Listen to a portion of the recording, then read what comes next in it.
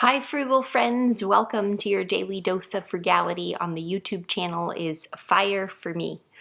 My name's Kim and I am here with our last tip from the Cheap Tactics for Clutter section in the book 365 Ways to Live Cheap by Trent Ham. Let's quickly cover everything we've learned so far. So we have realized that clutter itself is a giant money sink. Sell specific and individually valuable items on eBay, sell bulk entertainment items at a secondhand entertainment shop, have a yard sale, donate to Goodwill, put a sell-by date on it, don't replace clutter with more clutter, avoid printed documents, trim your magazine subscriptions, borrow stuff you'll only use once or twice. Every time you buy an item, get rid of one. Start a mail basket and process it weekly.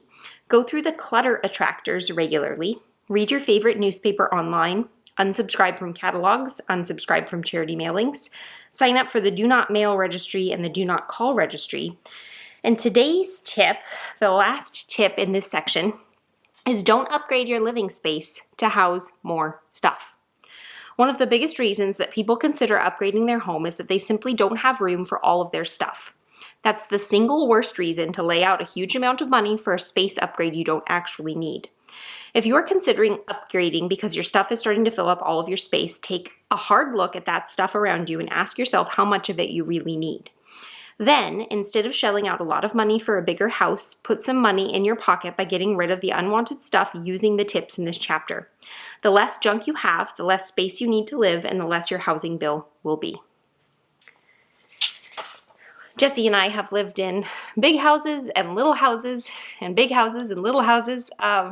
We started out in a pretty small house and I did want a little bit more space and I wanted some land, and so we moved out into a more rural area of our community and we had a bigger home. And you know, the house, we're kind of like goldfish in that the house that we live in is like the size that we take up. And so when we went from that house to a much smaller house, we had to downsize a lot of our furniture and different things that we had purchased.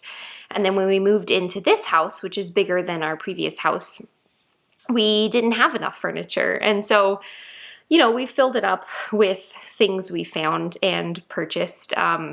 We have a lot of repurposed items that we've taken from other places or that have been given to us or that we found for really cheap on Craigslist or Facebook.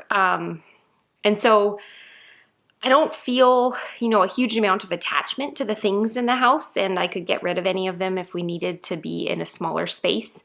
But I could see the temptation to, you know, fill this place up and then be like, oh man, maybe we need a bigger spot. It's, you know, it's kind of crowded. So I think looking around and seeing what you really need and kind of leaning down in some areas when it comes to the things that you have and the things that you need, it just makes your space more functional, more open, more free feeling. So I think all of these tips kind of get you to this final tip, which is, you know, don't be so overfull that you feel like you have to upgrade and pay for more space.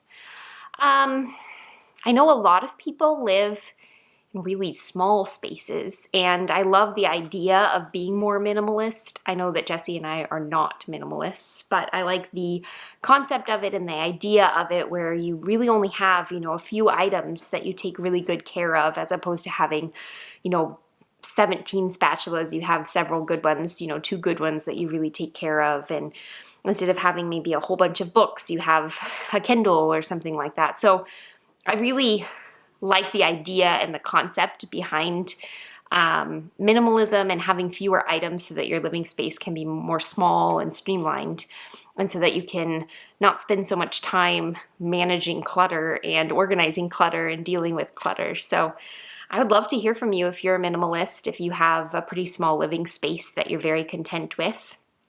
And on the flip side, you know, if you like having things and you have a bigger space or even a smaller space that's filled up, I'd love to hear from you too. We're going to start a new section, so I'm not sure what it will be. I'll probably just kind of flip open and pick a good one, but when I come back with you tomorrow, we'll be in a new section of this book.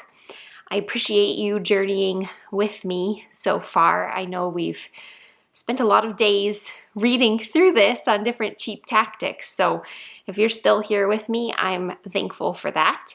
And I will see you back here tomorrow for another daily dose of frugality.